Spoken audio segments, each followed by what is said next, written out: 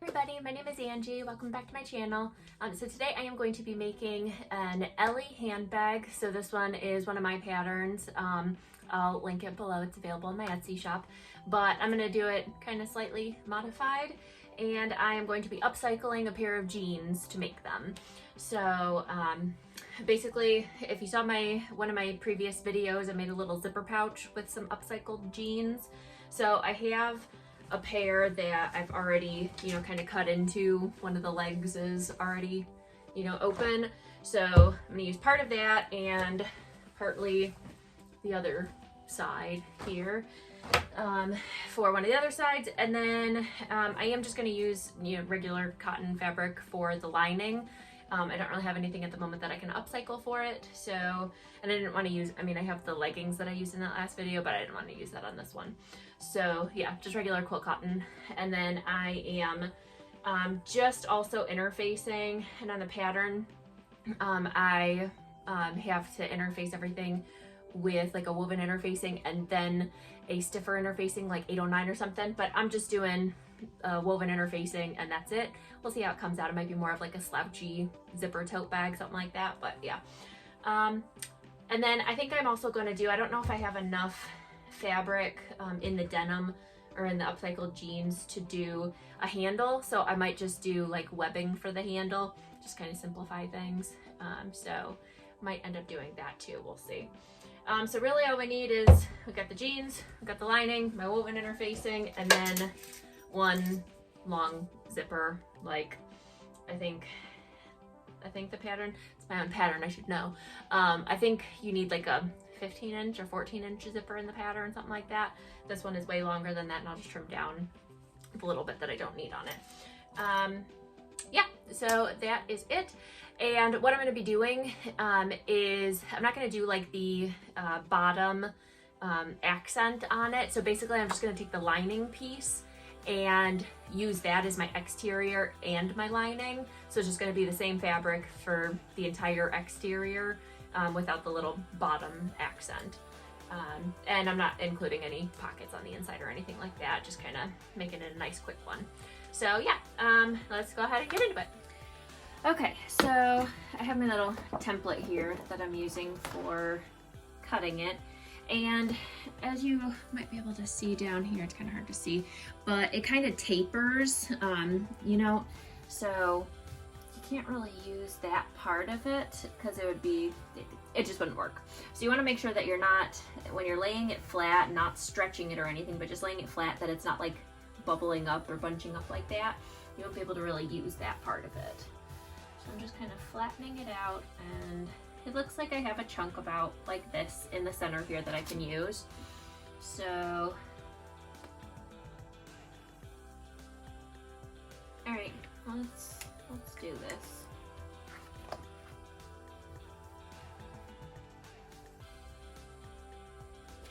right, so I'm just tracing it so that it comes in right underneath that. I kind of have it mapped out. We'll see if it works. Should probably be drawing this on the wrong side, but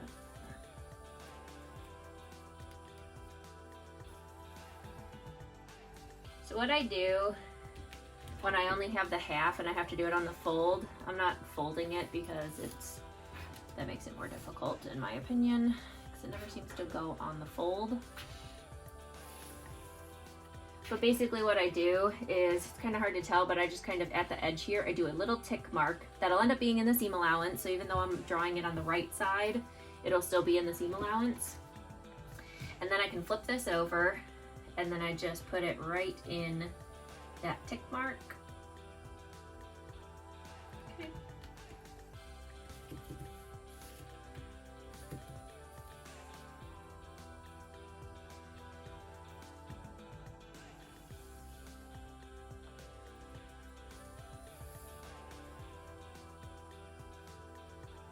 All right, and then over here, I am shy by just a little bit, like it's just kind of missing the corner over here, but I'm going to be boxing this corner here, so I'm not worried about it if it's, missing a chunk. I'll just, make sure that I am boxing my corner based on, the edges of the fabric and not based on, the missing piece here. So, all right, so there's one piece. Go ahead and cut that out. And then we'll do the other side.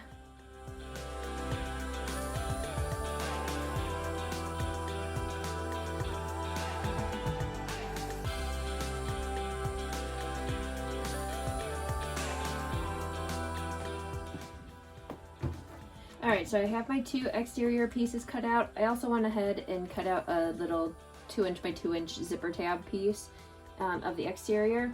And looking at it, it doesn't look like I'm going to have enough for a handle, so I'm just going to go ahead and use the webbing. So I just need my interfacing now and my lining fabric, and then we can go ahead and get to sewing. So I wasn't planning on doing a voiceover, but there's some weird background noise for the rest of this video, so bear with me because it looks like I am doing instructions because I wasn't planning on doing the voiceover. But basically here I am just saying that my interfacing kind of shifted and I didn't quite get it covering the entire thing, but I just made sure that that was going to be the boxed corner so that I cut that part out. And then same with the part that the one corner where I kind of missed and you know, wasn't able to get the full corner of it. I just made sure that that was the bottom where I boxed it. And I have a tendency to put the side that shifted up by the zipper. So I'm just cutting out the box bottoms now so that I make sure that I don't put, you know, the side that's missing the corner of the interfacing up by the zipper. And it's a directional print, or I'm sorry, it's not a directional print that I'm using for either of the pieces. So it doesn't really matter which side I put on the top or the bottom, you know, I just cut it based on what part is missing the interfacing.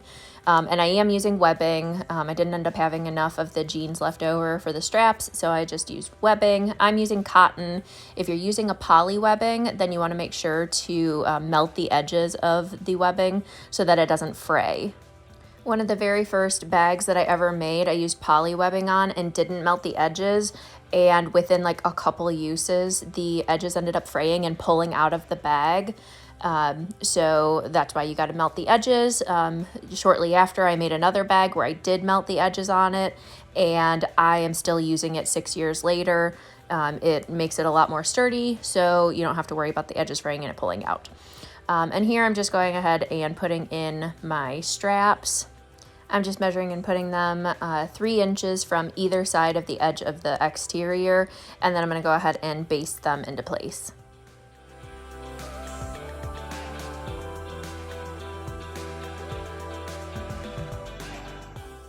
And then one thing that I like to do is just go ahead and it kind of went out of frame here, but I just put the 2 pieces together to make sure that the webbing aligns and something didn't shift when I basted it on.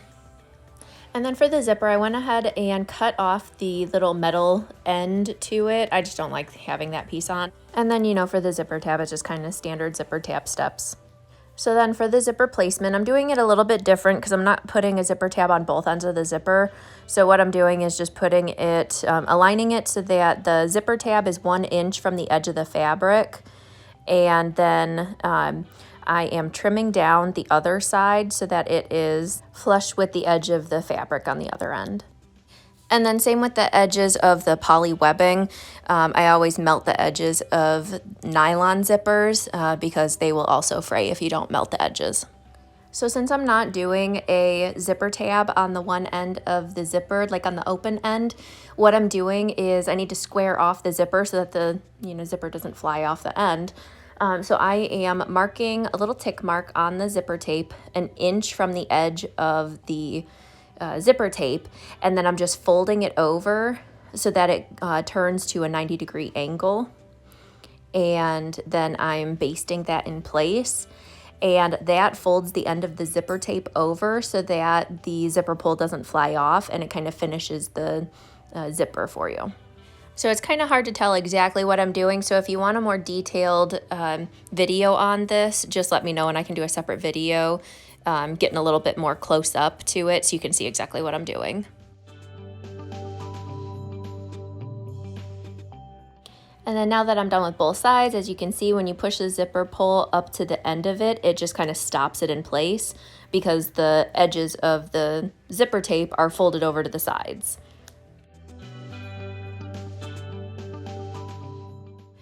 And now, just like I normally would with the zipper, I'm just going to go ahead and lay it right side down with the pull side down, centering it on the exterior, and I'll go ahead and baste that into place. And then I will put the lining piece down, lay those two pieces right sides together over the zipper, and sew that together.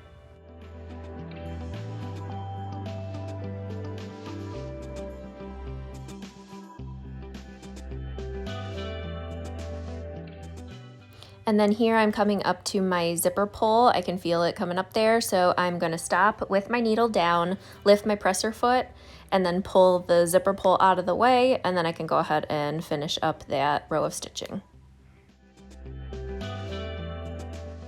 And then at the zipper, I'm just gonna go ahead and fold back the lining and top stitch it along the zipper.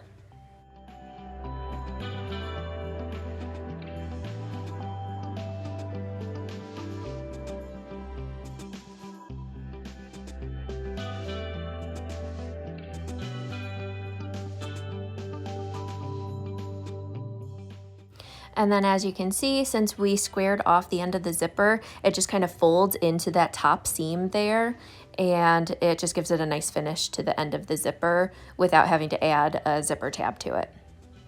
And then since I didn't top stitch through the lining, I'm just giving that a nice press with my fingers, and then pressing, just kind of pushing down on the webbing just to kind of keep it out of the way of this next side, stitching the other side onto the zipper. At the end, when I'm done with both sides, I'll go ahead and give it a press with the iron to hold the lining down. But basically, everything that we just did for the one side, we're going to repeat on the other side to get the exterior and the lining of the other side stitched on.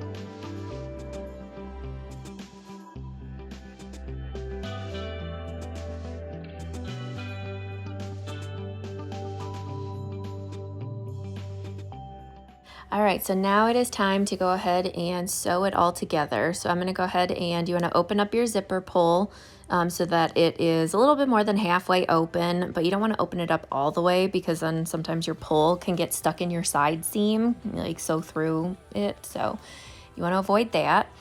And what I'm doing here is just aligning the top exterior seams by the zipper to make sure that those are lining up nicely, and then just clipping the whole way around.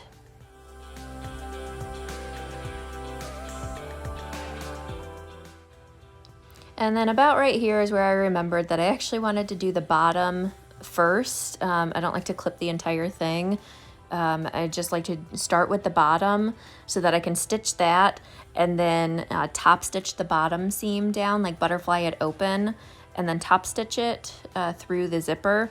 And it just helps the bottom sit nicely because the seam is kind of opened up. So it just gives it a nice flatter bottom to the bottom of your bag.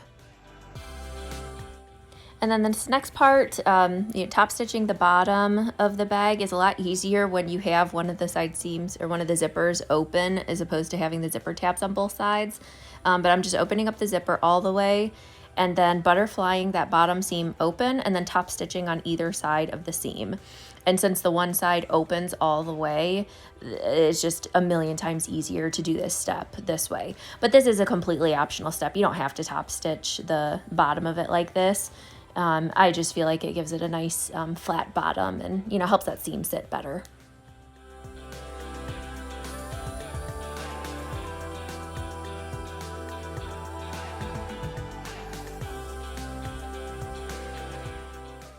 And now we can go ahead and get back to clipping the whole thing like I originally started doing, aligning those seams along the zipper and then just clipping the entire thing all the way around, as many clips as you need to keep it all aligned.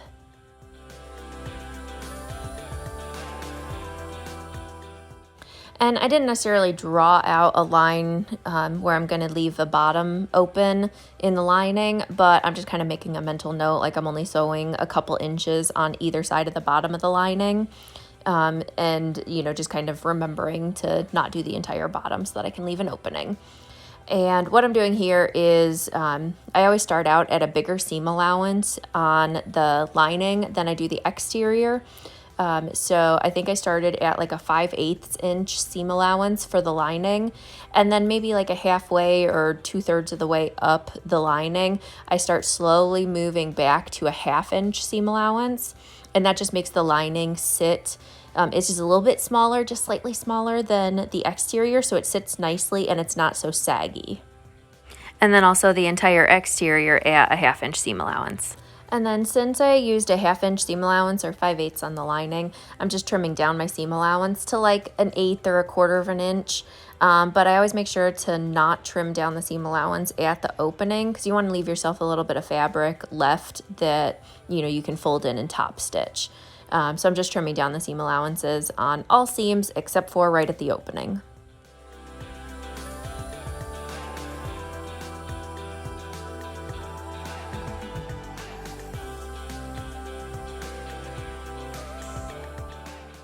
And then to box the bottoms, you're just going to go ahead and push the 2 seams together, and you can either nest the seams or butterfly them open.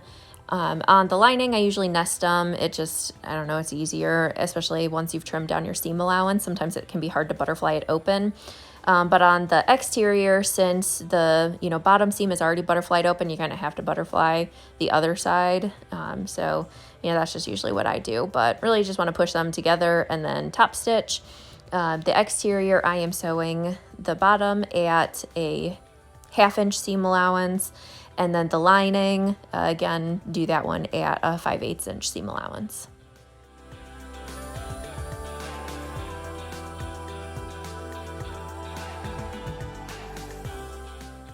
And then once we're done with all 4 corners, we can go ahead and trim down those seam allowances. And then through the opening that we left in the lining, just go ahead and turn the entire thing right side out. Make sure to push out all 4 corners to poke out those corners and, you know, get the box bottom to, you know, push out nicely, whatever. And then make sure to push out your zipper tab too, to, you know, get that sitting nicely. And then all that's left is to fold in the opening and go ahead and stitch that closed. So you could either, you know, stitch it with a needle and thread, you know, hand stitch it so that it's like an invisible stitching. But for me, it's at the bottom of the bag. Nobody really ever notices. It's fine. I don't care that much. So I just go ahead and use my sewing machine to close that up.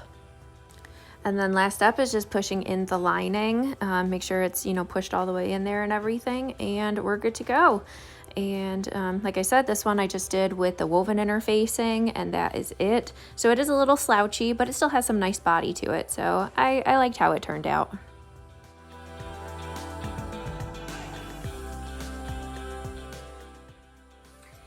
So there we go. There is a modified Ellie handbag using upcycled old jeans. So nice little tote bag. You know, you could use to, I don't know, use for whatever. Use it as your purse. Use it to, I don't know, hold your kids' toys in. Whatever you would use a tote bag for. But yeah. So there we go. So if you have any questions, make sure to leave a comment down below. I try my best to answer all questions, unless you're asking me for the measurements of patterns. You have to download the pattern in order to get the measurements. I don't give those away, but yeah, I try to answer all questions as best as I can. I might miss a couple here and there, but I try my best to answer questions quickly. So if you do have any questions, leave them down in the comments down below. And if you enjoyed this video or this type of video, you know, using some upcycled materials like this, give me a thumbs up and subscribe to stay tuned for more videos. I'll see you next time. Bye.